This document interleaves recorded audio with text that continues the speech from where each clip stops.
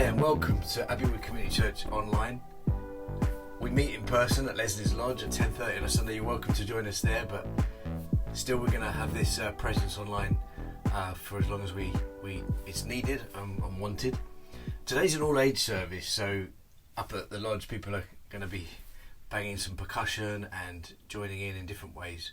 Online obviously it's going to be a shorter service, but we still have a couple of songs and the reading and a talk focusing on the same thing that we're going to be looking at Leslie's Lodge.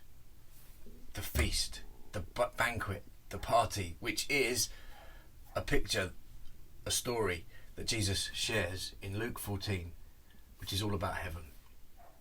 And the reality is there is a place that is called heaven, and Jesus has provided a way for us to get there. In fact, he really wants all of us to get there. We're all invited. There's a place where we can all go and we can be for all eternity, and that's the theme of today's service. So we're going to have this song. I'm going to sing it because we can't find a version of it to just share with you with someone doing it professionally, so it'll just be as it is. But if you've got a drum or a tambourine or anything around at home and want to join in, bang away.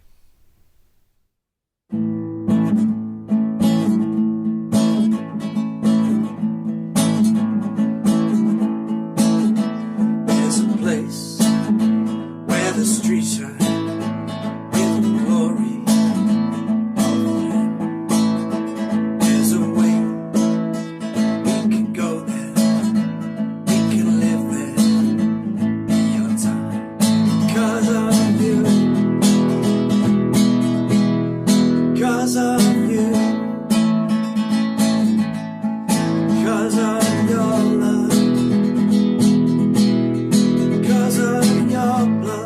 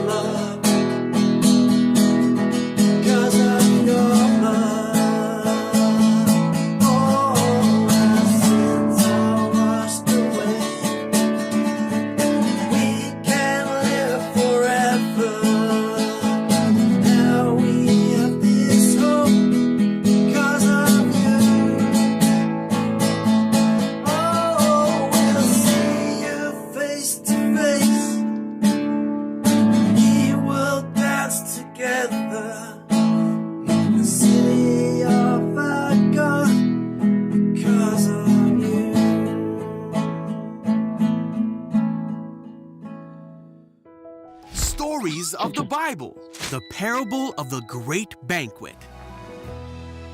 One day, Jesus went to eat at the house of a Pharisee. He said to the Pharisee who was hosting the meal, "When you give a dinner, do not invite your friends, your family, or your rich neighbors, for they will invite you back, and that will be your only reward. But invite the poor and those who have trouble seeing and walking. Then God will reward you for inviting those who could not repay you." When a man at the table heard what Jesus said, he said to Jesus, "What a blessing it will be to attend a banquet in the kingdom of God." Jesus replied with a story. A man prepared a great feast and sent out many invitations. Already! When the banquet was ready, he sent his servant to tell the guests, "Come, the banquet is ready."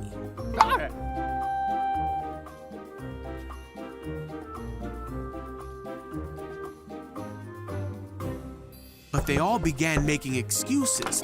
One said, "I have just bought a field and must inspect it. Please excuse me."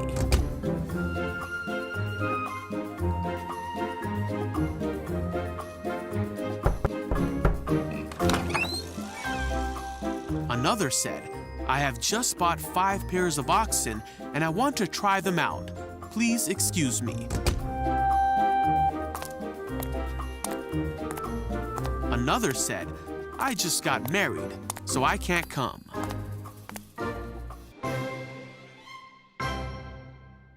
The servant returned and told his master what they had said. What? No way! His master was furious and said, "Go quickly into the streets and alleys of the town and invite the poor,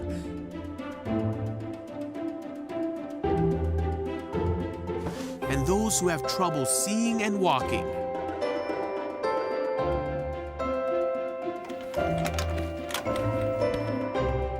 After the servant had done this, he reported, "There is still room for more." Great! All right! So his master said, "Go out into the country lanes and behind the hedges and urge anyone you find to come, so that the house will be full. For none of those I first invited will get even the smallest taste of my banquet."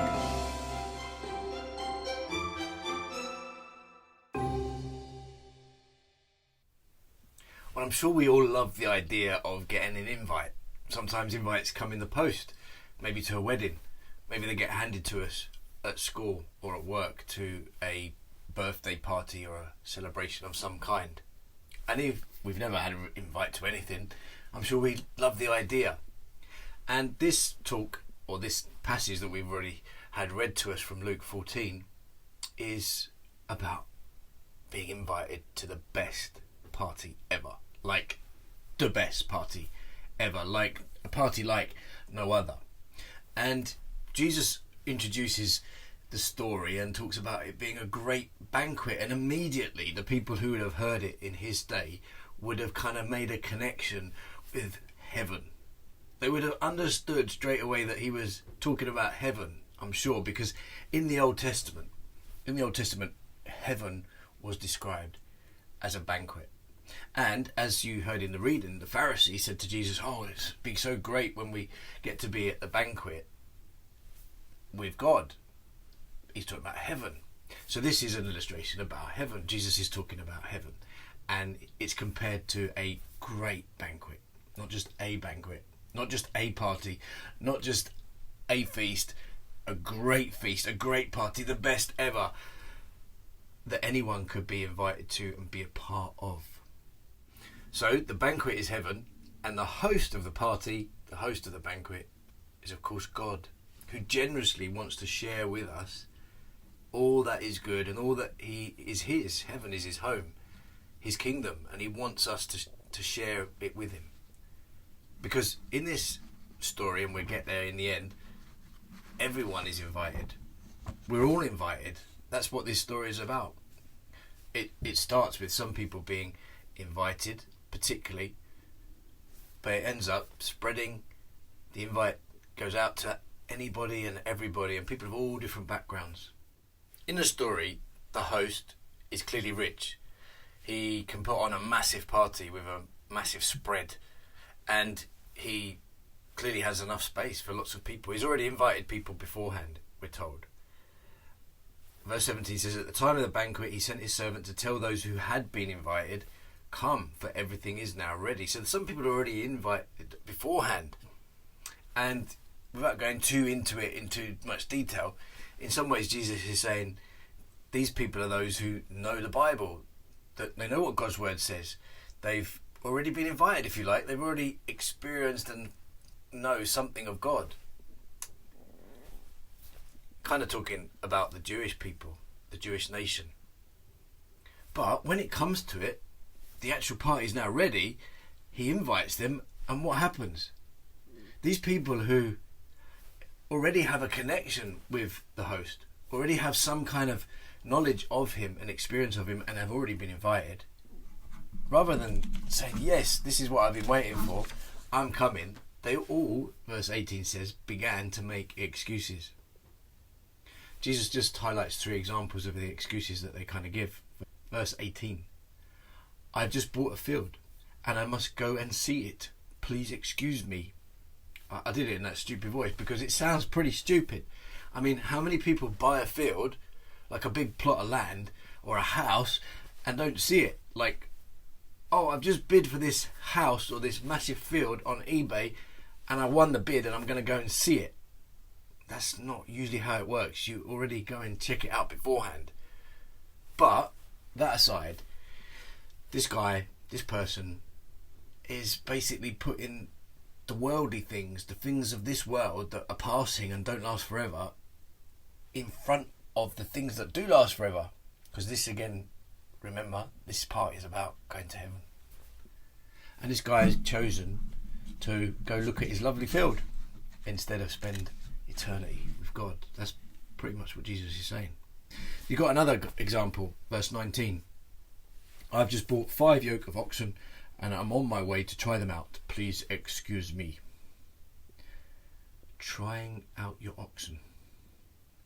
Well, this guy also is clearly rich. Most people, if they even owned land, could maybe afford a couple of oxen, but 5 oxen. This guy is some entrepreneur.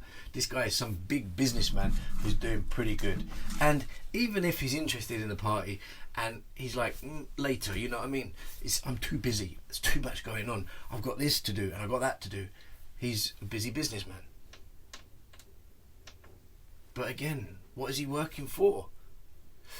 We heard just recently at Abbey Community Church about a guy, Jesus told this story as well, who had all these crops and he was doing really well for himself, and he said, do you know what I'm going to do? I'm going to build bigger barns to store my crop and I'm going to enjoy all the wealth that I'm going to get from it. I'm going to have a great time. And then that night he died. And God said, what a fool. You were pursuing all that and you didn't even get to enjoy it.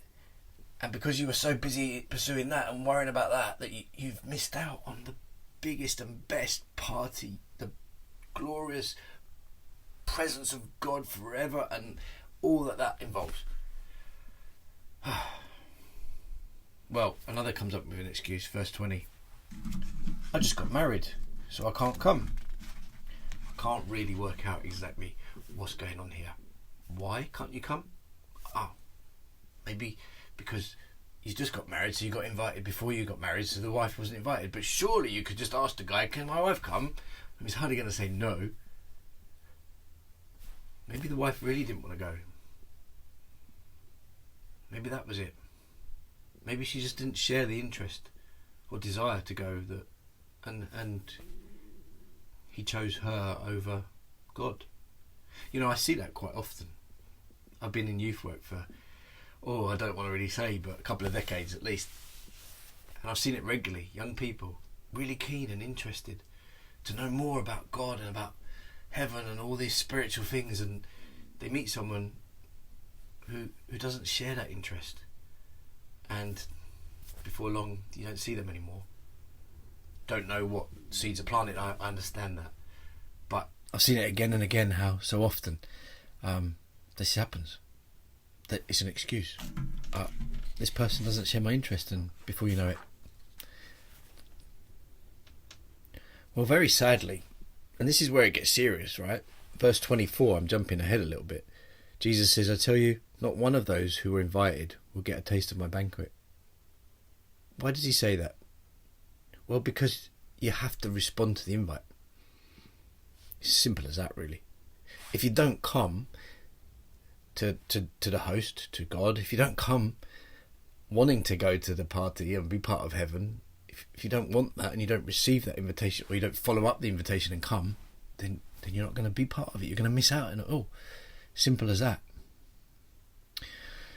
So this is pretty negative, isn't it? These guys don't go, and then they don't get. And it's simple as that. But there's more to this story than that. Yes, that's a warning to us. But here's the good stuff. What happens next? Well, the feast is ready. The food's ready. There's room for people to come, and people have said, nah. So the host says to his servants, go out into the streets and the alleys of the town, verse 21, bring in the poor, the crippled, the blind, and the lame. So they go out and get all these people in. And the servant comes back to the host and says, what you've ordered has been done, but there's still room. There's still room for more. And the master or the host says, keep sending the invitations.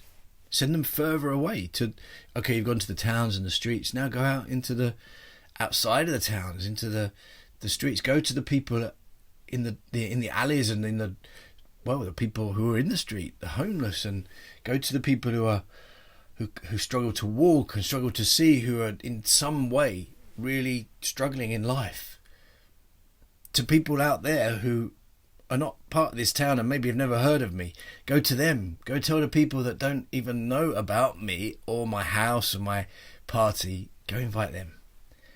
And so the invitation is extended to such as that. Verse 23, the master told the servants, go out to the roads and country lanes and compel them to come in so that my house will be full. And this invitation goes out to all these people, but he also says to the servants, compel them. Well, what does that mean? Convince them, encourage them. They're going to be people who haven't heard of me. They're going to be people who think I'm too good to be inviting them to my party. They're going to take some convincing. They're going to be, oh no, I'm not worthy. No, I can't go. I'm not ready. Oh no, I need to get sort of like my life in order. I need to get, like talking about the story, I need to get a suit. I need to get a dress. I need to be dressed and ready for it. The people initially who were invited were people who, probably would have felt that they fitted in, but they still didn't want to go. Whereas a lot of the people he's now invited may feel like, I won't belong there. I don't fit in. And he says, I can tell the servants, I want them there. I want my house full. I want people to be with me and experience this party. And I want it to go to those who are, well, in today's terms, poor, hurting, harmed, struggling with life, those who are homeless, those who are refugees, those who are lonely, those who are lost, those who are far away and maybe have never even heard about me. You see what this message is about, don't you? God wants everyone to go to heaven. He wants everyone to be invited. And he asks his servants to go out and invite people, and he realises some will need encouraging, compelling, that they really are welcome and they should come. And some will have doubts. Does this man really exist? Does this house really exist? Does this party really exist? And the servants have to do a job of telling them personally, yes, I live there, I work there, I know the host, and I know it's real. Join us, come. This message obviously is for all of us in terms of we're all invited. But it's also a message for those of us who have already responded to the invitation to come to Jesus, to invite others, isn't it? And it's anyone and everyone. That is the overriding message, I think, of this passage, that the invite is for everyone. There is no difference. I mean, yes, the rich people were invited. Yes, if you're thinking of the context and the Pharisees and the religious leaders, the religious people are invited. But everyone's invited. But everyone has to come the same way. So just before this, Jesus has already said there is only one way to God. There is only one way to heaven. There's this narrow way. And he kind of says, I'm the door, I'm the gate, I'm the way in. Like he says in other parts of the Bible, I'm the way to the Father. So it doesn't cut it if you've got loads of money. It doesn't cut it if you're religious. And it doesn't exclude you what you've done or what you've become or how insignificant you think you are. Everyone is invited. Everyone is welcome. Colossians 3 verse 11 says, in Jesus, one's nationality or race or education or social position is unimportant. Such things mean nothing. Whether a person has Jesus is what matters. And he is equally available to all. As far as God is concerned, class, age, race, gender, status, it doesn't make any difference. Everyone's invited to sit at his table. Everyone's invited to come to the feast. Everyone's invited to be part of and participate in this great banquet of heaven. And it's not like we need to bring anything but ourselves. He doesn't say, tell them to come once they've sorted this out and once they've got that out. He says quickly. He says quickly. He says now. They got to come as they are. No need to go and beg, borrow or steal a suit or a fancy dress or save up enough money to be able to be ready to come. Just come as you are. That's what he invites us to do.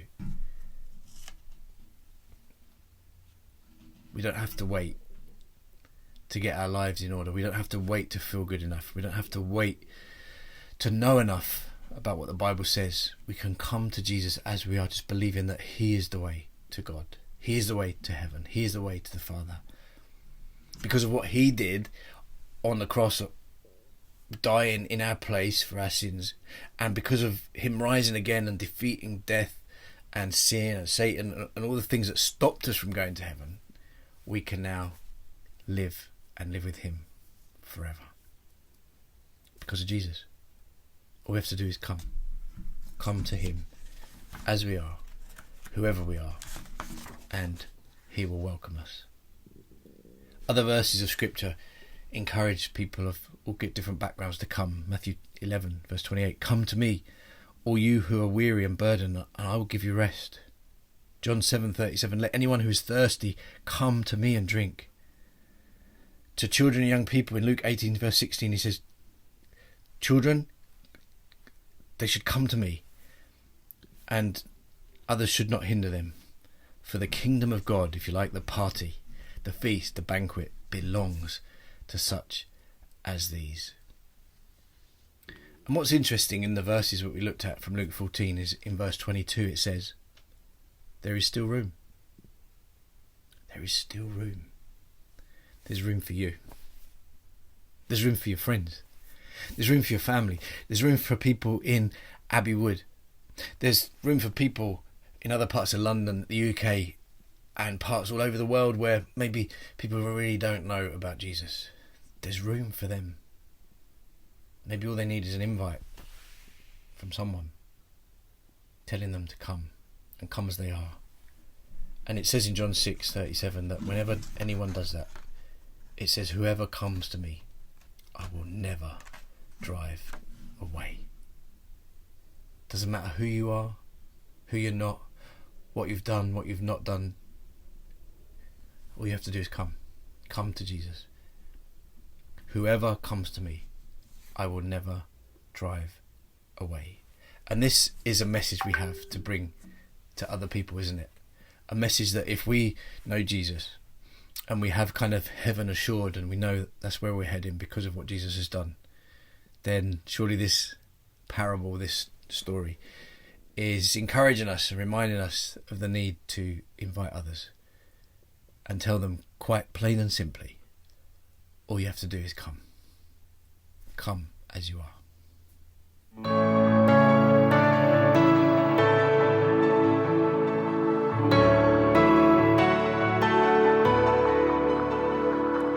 Come out of sadness from wherever you've been. Come broken hearted, let rescue begin. Come find your mercy, oh sinner, come kneel. Earth has no sorrow that heaven can't heal.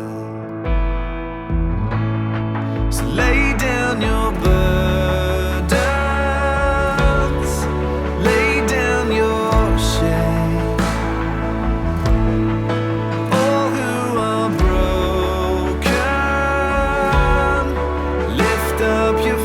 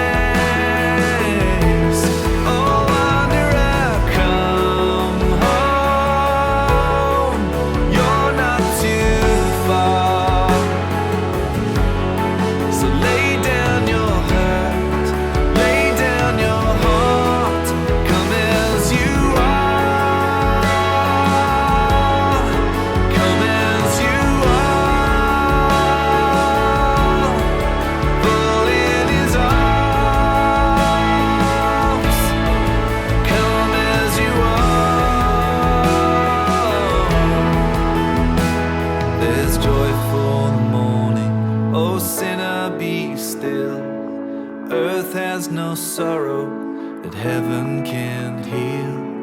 Earth has no sorrow that heaven can't heal.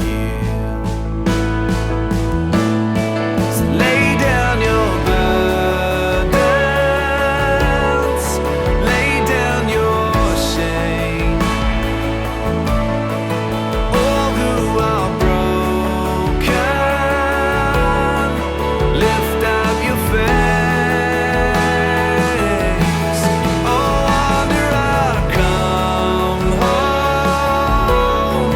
You're not too far. So lay down your hurt, lay down your heart. Come as you are. So lay down your hurt, lay down your heart. Come as you are.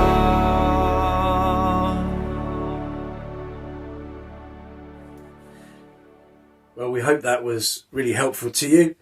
If you want to follow things up and look at that passage a bit more in detail, then do join us on Wednesday at our growth groups. If you want to be part of that and don't know how to connect to us, because we connect on Zoom, then do get in touch at abbeywoodcc.org. info@abbeywoodcc.org. The website is abbeywoodcc.org, and that's where you'll find past sermons and services. If you want to hear more and follow things up, you can also check us out on YouTube. Abbey Wood Community Church should hopefully get you some stuff, and find our YouTube channel. Well, thanks again for joining us. Have a great week. God bless you, and be encouraged in these things that we've heard about today.